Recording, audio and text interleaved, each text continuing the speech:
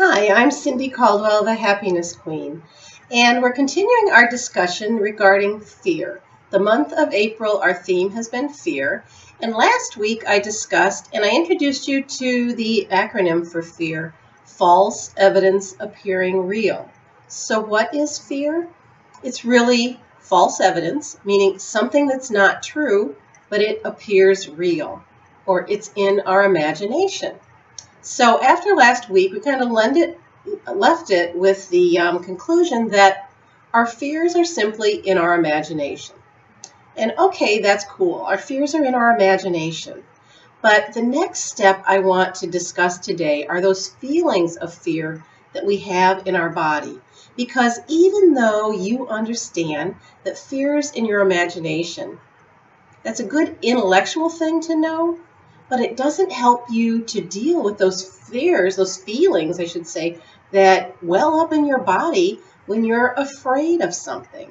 And I'm not discussing the type of fear that you should have and that you do need to react to if somebody's chasing you down the street demanding your wallet or something. Yeah, you probably need to have some feelings of fear and you need to react. We're not discussing that type of potential physical harm to you. We're discussing the types of fears that live within each one of us, that really are in our imagination, that really aren't real, except for the stories that we give them. And the two most common types of fear are the fear of failure and the fear of abandonment. But other common fears are the fear of failure, well, I just said fear of failure, embarrassment, humiliation, and even the fear of success actually stops so many people from living the life of their dreams and living up to their potential. So let's now discuss about those feelings and how you overcome those feelings that live within your body.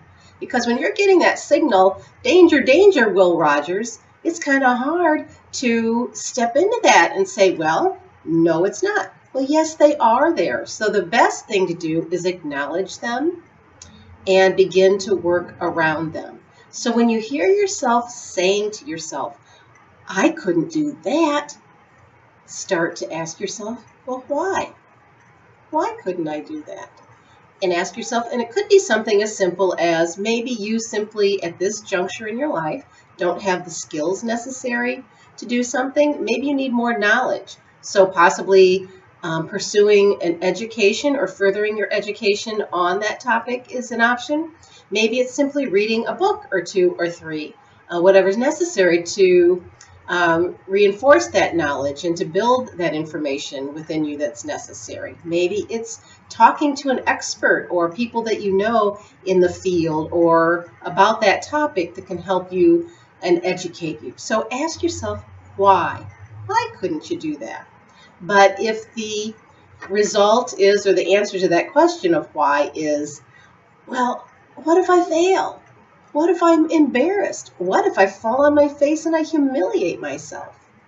Those are the feelings of fear that reside in your body that really aren't real.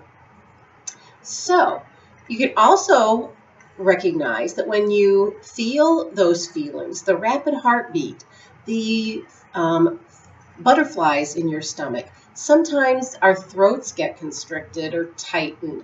If you've ever had to speak in public, maybe before you've done it, if you are actually going to step out onto a stage and speak to a group of people, maybe you've felt that feeling in your throat that is hard to swallow. Those are just nerves. Those are the feelings that our body is sending us. Those are signals of fear.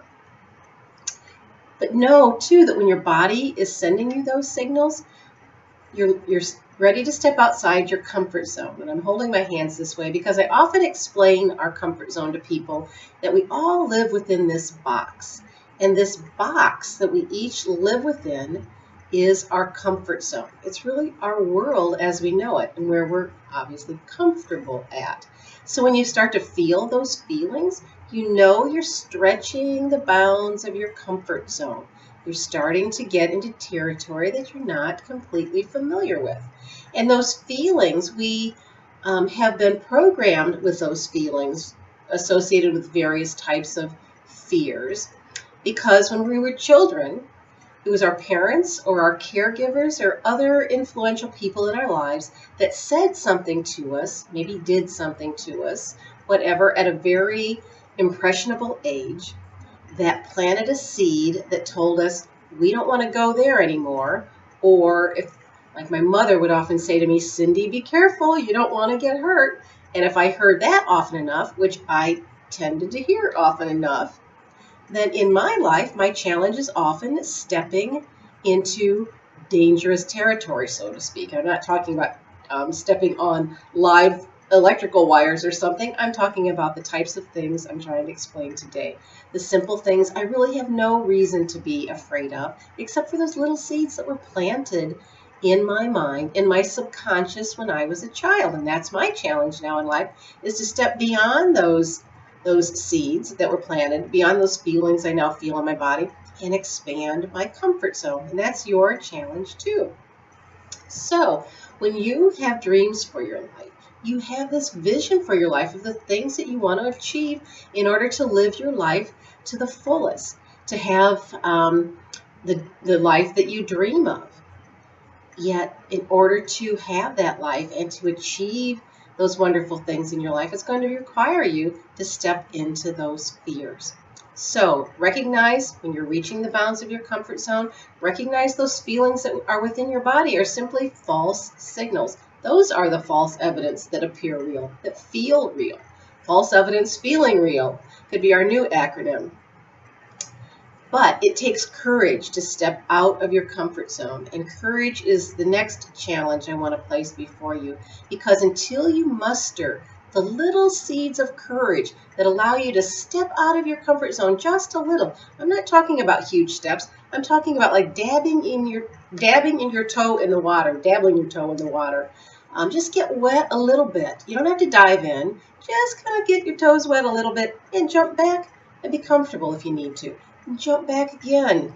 Dabble your toes in the water, get a little wet, and jump back again. If that's what it takes for you to build your courage, that's fine. But you need to find the courage to put your toes in the water, to do that thing you're fearful of.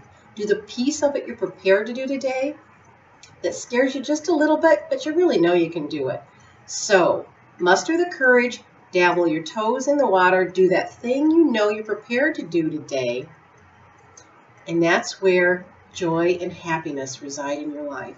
Because I want to emphasize at this point, and this is so critical, it almost makes me want to cry when I say this, because if you don't dabble your toes in the water, if you don't find that courage that's so important, you will never find the joy and happiness that is waiting for you to conquer your fears. See, I get emotional talking about this because it's so important for me to live the life I want to live. And it's so important for you. I don't want this life to get by you without you having dabbled your toes in the water. Find the courage that you need to find in order to experience the joy and happiness that's waiting for you in your life. Fear, false evidence appearing real. It's not real. It's in your imagination.